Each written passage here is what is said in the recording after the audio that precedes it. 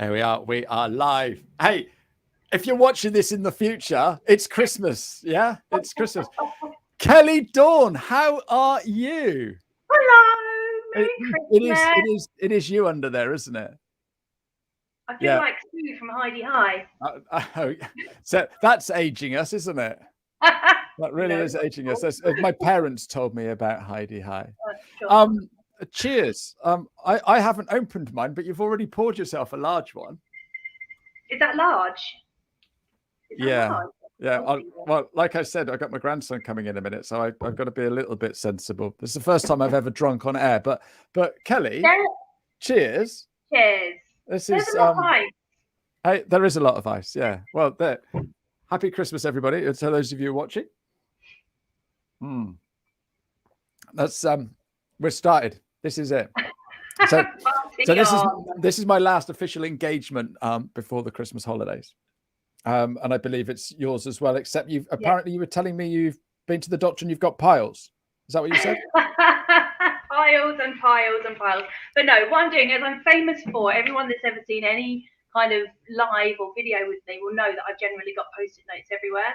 So what I'm doing is I'm going through them all because there are ideas in there and things I want to do and stuff like that. And I just need to organize my piles. What a perfect use of your time. That is absolutely super. So Kelli, this is a show for accountants and bookkeepers, okay? And what gave it away? I don't know. But tell us a little bit about yourself. Okay, so I have over 20 years in sales and marketing. For the past 7 years, I've been working specifically in the online space, the social media, websites, and so forth. Working with a bunch of amazing people over the years, and as wouldn't you believe, that's my doorbell. Well, normally when I do a Zoom call, it's fine, off you go, but it's really important that you stay. I'm not going to. I'm going to have to ignore it.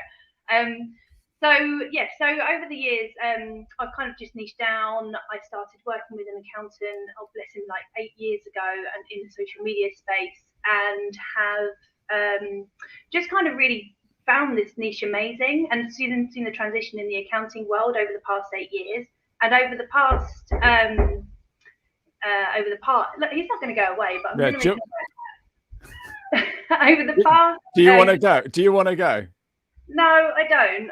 Someone we've got people in the house. Does anyone else have that? I see. Sorry, I thought you were on your own today. Yeah. Why is that? Why am I the only one that answers the phone? It's like, hello. So, but over the past 2 years, I've really niched down into the accounting world, and I've done a lot of coaching with them, and I've done a lot of social media work with them. But most of all, it's been helping them get their marketing message on point.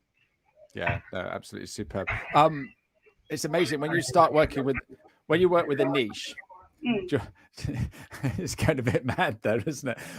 When you work with a niche, and I guess this is something that you talk to your accountants about. When you work with a niche, you really get into it and you become a real expert in that area. And there's certain things that you find out about people in that niche, the idiosyncrasies of the type of people in that niche, or their businesses or their clients, and you really get to become an expert. So what sort of things have you found by working with accountants and bookkeepers the last few years? So I think the biggest revelation for me is the undue stereotype accountant. I think the perception of accountants is so far removed from what accountants actually are. It's unfair. It's unfair on them, because what they do for other people's businesses is revolutionary. You know, they come in and they digitalize everything. You know, they're not like stuck in this back office with their quills and their books anymore. You know, we're in the digital age. And I think people don't necessarily understand that this is what accountants are bringing to the tables these days. That's the biggest thing that I've seen working with them over this time. It's not just Xero, it's everything that's come along with it. Everything is online. We've got information at our fingertips, and they're in the best place to use that information to help grow businesses. And that is super exciting. That's the kind of stuff that I love with marketing. You've got information at your fingertips that help people grow. Accountants are exactly the same. Yeah, no, absolutely. And like you say, you say to somebody accountant and they think of Charles Dickens. Not Charles Dickens, whatever his name is. Yeah, that's it. That's the guy.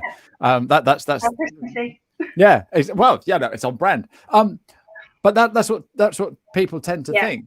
But so it's just the numbers and the money, but it's so much more than that these days. And I don't think that accountants give themselves credit. So one of these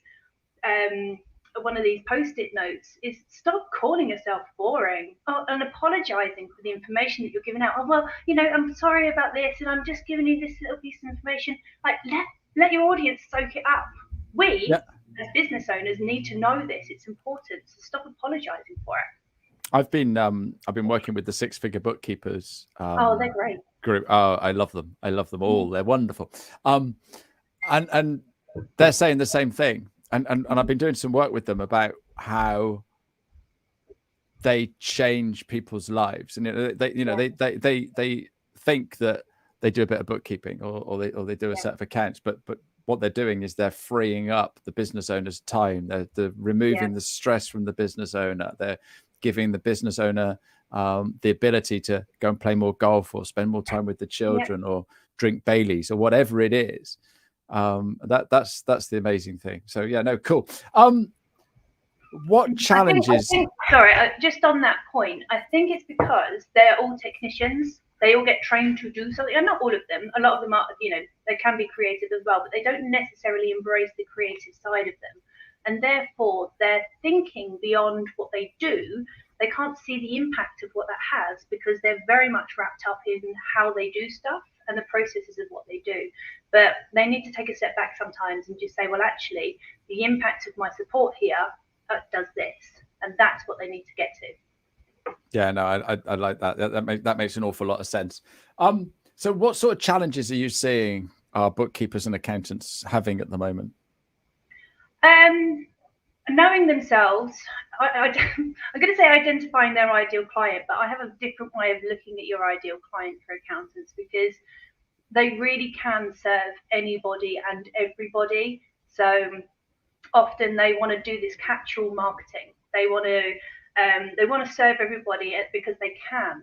But what they fail to recognize is when you niche your marketing, you can speak directly to the hearts of the people that you're trying to connect with. So even if you go through a process of saying, okay, so, and this is very whistle-stop tour of what we do. Who is your brand level client? So at the widest perimeters, how can you define that? Normally, it's by saying we don't deal with these people, we don't deal with these type of people, we don't deal, and then we can edge it. We can give you the brand level. Then you say, great. And then how can we segment those into different segments? So how can we just break that down further? And then with your marketing, then you can say, okay, so now which one do I want to focus on and for how long? So what are the key messages that I need to get to these types of people? And I think when we talk about ideal clients, it freaks accountants and bookkeepers out because they can be with anybody. So how can you possibly define that? Must boggle the brains. No, that's cool. I like that. So when you're working with somebody, will you this month look at coaches and then next month look at creatives and then the next month look at something else, or would you just keep them on the straight and narrow and it would just be that one? So it depends on a load of stuff really. So niching is wonderful. Niching is fantastic. I've niched. You're niching. Other people are niching. Niching is great to build up that community, but you don't have to do that. And also, not every accountant likes to put all of their eggs in one basket because just in case something happened to that particular industry and the world collapsed, which is absolutely fair. So I prefer to work in campaigns. Now, the longer you do this, the more campaigns you can have running. Just start with one. Start with one campaign. What do you need at the beginning? What's the message to get out to them? What audience do you need to build? What do you need to learn about them? What lead magnet do you need to create? What sequence should they have? And then once that's working, replicate it. Test it, replicate it, do it for another. Perfect. So how are you helping accountants then, Kelli? Well, funnily enough, that's what I do. That's a nice segue, isn't it? So over the past 2 years, I've been coaching mainly, coaching and consulting. But next year we are bringing out just that. We're bringing out everything from how to capture information all the way through to how to convert that into business. And it's something that James Ashford talks about. So one of the 7 sequences or 7, what does he call them? 7 sequences that you should have, 7 systems that you should have in your business. It's one of those. So it doesn't attack marketing from this holistic, huge proportion monster that it can be. It just says, let's get the traffic to your site, and when they're there, what do we do with them then? Right. What do we do? So it's about delivering them a piece of value, and then about educating them on why you're the best solution. And what top tips have you got for bookkeepers and accountants? What top tips? Don't become overwhelmed with marketing, I think, is the biggest one. It's huge.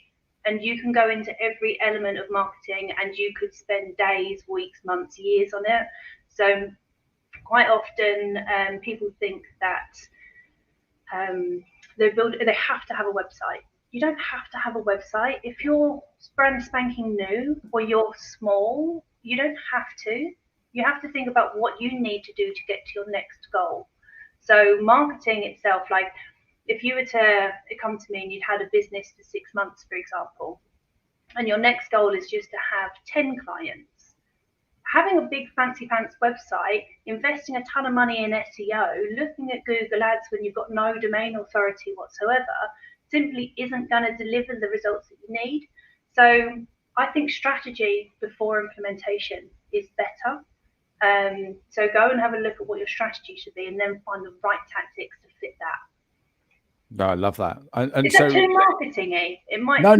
This is brilliant. This is what we want to know, because I think that we see marketing people as super duper specialists that talk a foreign language, a bit like we see accountants, I suppose, and bookkeepers. But just chatting to you now, I'm seeing you're making an awful lot of sense, even with those spectacles on. I'm trying to. No, it's good. It's great. It's great. It's funny that I can keep a serious face with these. I'm like, it's like how I look normally. I was just going to say it must be what you do every day. So you're trying to dispel the myths in that, aren't you? Really, and it is just another function of the business. Yeah, and I say that quite often people who are scared of marketing try and just palm it off, like you do marketing and we do accounts, and they miss the connection in the middle. So you could do the best marketing in the world, but if you don't have a solid system for following up, nurturing, doing your sales, it's all going to fall through. And why waste time, money, and effort on doing the marketing if you don't have that piece in place first? So it really is working out where you are in your journey before you just go gung-ho into everything.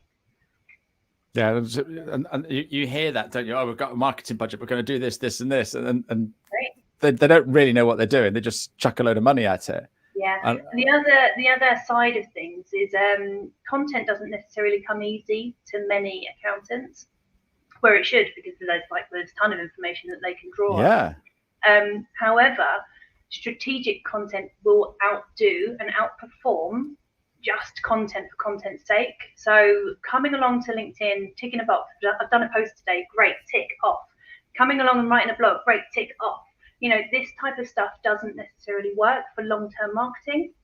So looking at how you can answer the questions that your potential, this is why knowing your audience is important, looking at the questions that they're going to really want to know is going to outperform long-term any short bits of content that you do. So how can you create evergreen content that you can repurpose, use again and again and again, as opposed to just ticking a box. Yeah, that makes an awful lot of sense. And you actually help accountants and bookkeepers with this stuff. Yes, yeah, it comes up a lot in the coaching sessions. I don't coach on anything other than marketing, and marketing crosses a lot of the company, but it's certainly not business.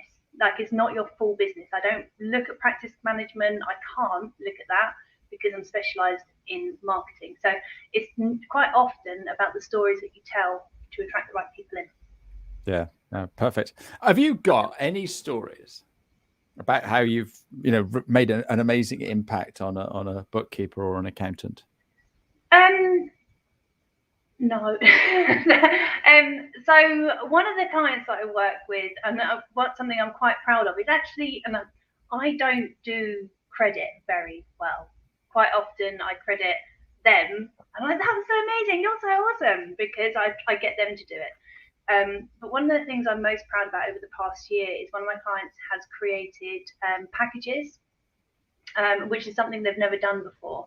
And that's reduced their time from proposal.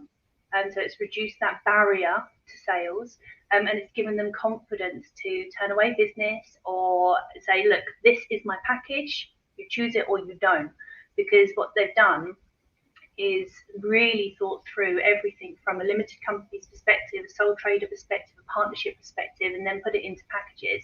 So now they can say with like a surety and confidence that this is what you need.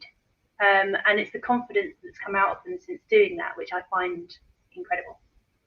Yeah, no, and that's the beauty of being a coach or an advisor, isn't it? It's because you help people to have that impact, and that is I just love that. I was chatting with someone earlier, and I said, well, what makes me happy is that you're smiling today. You're in a much better place than you were because this and this. And so yeah, I love that. I love that. Thank you so much for sparing 15 minutes to have a little chat with me. I've got a couple more questions. Nice to drink, Bailey. Yeah. How can people get hold of you? LinkedIn. I am always on LinkedIn. I don't track my hours on LinkedIn anymore because they scare me. So, so I'm there. If you need me, get in touch. I'm very open. Absolutely, I love that. And we can listen to you as well, can't we? Oh, blimey, yeah. So that was new this year. That was exciting. I woke up one Sunday morning and said, "Oh, sod it, I'm going to start a podcast." Like you do. Like we all wake up on a Sunday morning thinking that. Yeah, that's the sadness of my life. But yeah, so I've started a podcast called The Growing Accountant. No, it's not called The Growing Accountant. That's my community. I've started a podcast called Accountants Have Sexy Changed My Mind. And it's been great. It's been so wonderful getting insights into accountants' practices. There have been some phenomenal guests, like phenomenal. If you haven't listened to it and you're interested in what goes on in other practices, then please do. We've got I'm trying to think off the top of my head. We've got Stuart Hurst, we've got Andrea, we've got Rachel from Accountant She, we've got JVCA. So there's a load of really cool people on there that are doing some amazing things. And that, if you look at it on any of the channels, Spotify, that should give you a great insight into other practices. Brilliant. I love that. And so you keep talking to accountants, and I'll keep talking to the people that are helping accountants and bookkeepers. So absolutely fantastic. This is my last question. When you were at primary school, what did you want to be when you grew up? I wanted to be a speech therapist. Oh, really? Oh, that's cool. Yeah, I wanted to be a speech therapist because, and I don't know where it came from, but I've got an inkling.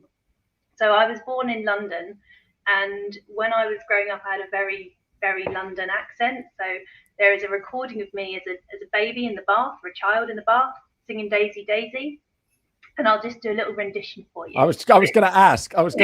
Please. Is it goes Daisy, Daisy, and it's really London. And I think because I was always encouraged not to be so much London, that I wanted to support other people with that. So I Is think is there something wrong with being London? No, I was just like clipped round the head. Speak properly. Speak properly. That's like that, mate. And also, one of my favourite films is I've forgotten the name of it. Eliza Doolittle. Okay. Lady. So that might have been another reason why. Oh, fantastic. So when you say speech therapist, more elocution. Elocution, yeah. Yeah. Oh, that's fantastic. Like someone that helps people speak proper in it. Yeah. But that's what is proper, because when you watch old footage of TV programs, or I like listening to Desert Island Discs. Yeah. But if you go onto Desert Island Discs on the podcast or BBC Sounds or whatever it is, you can go back to early on, and you find all these amazing people that you've grown up with, or that are maybe no longer with us. And I think it's Roy Plumley. You go, and today on Desert Island Discs we have, and it's awfully nice, and we're here. Oh, Kelli Doorne, please do tell me. So if you were on the desert island, what would? And you sort of like think, nobody speaks like that anymore. Yeah, no, you just have to see the BBC footage of people in the 70s to know that we have changed a lot when it comes to how we talk and how we communicate. I mean, I'm known for being a casual person, and quite laid back, and I just, I don't speak proper. But I think there was something about my childhood that just said that's the thing you had to do. That's funny. It swiftly moved on to be a drama teacher. Once again, that was unrealised. But you're living a good life now, though. Surely you're loving what you're doing. Absolutely. I'm going to hang out with you wearing fairy lights. Absolutely, Kelli. It's been an absolute pleasure. Lovely to see you. Have yourself an absolutely fantastic Christmas and an amazing 2022. Cheers. All the best. Bye bye now.